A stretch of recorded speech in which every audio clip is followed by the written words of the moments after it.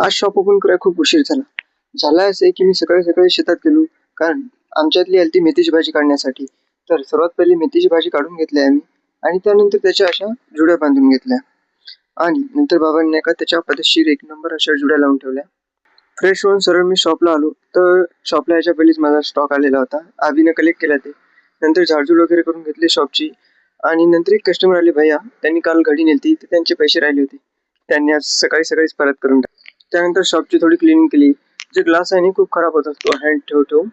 नंतर एक ऍड करायची राहिली होती म्हणजे ट्रान्झॅक्शन काल संध्याकाळचं, ते ऍड करून टाकले आणि आजच्या दिवसाची सुरुवात केली तारीख टाकून. हे आजचं बिल आहे स्टॉकचं. एवढ्यामध्ये स्नॅक आणली. नक्की कमेंटमध्ये सांगा याला संपायला किती दिवस लागतील.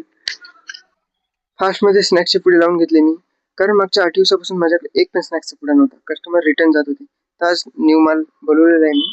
आणि नंतर जे उरलेला माल होता ते मी माझ्या काउंटरच्या बाजूला ठेवला, कारण मला प्रत्येक वेळेस उठून जावं लागत नाही बाहेर, इथल्या इथेच मी देऊन टाकतो ते. नंतर चॉकलेटचा पण माल आलेला होता, कलेक्ट केला ते. आणि फ्रीजरमध्ये खूप जागा कमी होती, एक खाणे ऍडजस्ट करून लावून टाकला. चला बघून घेऊ शेजारी काय करतायत आपले. शेजारी तर आज खूपच बिझी आहेत. अरे बापरे, खूप स्टॉक अवेलेबल झालाय. कमेंटमध्ये नक्की सांगा आजचा ब्लॉग कसा वाटला.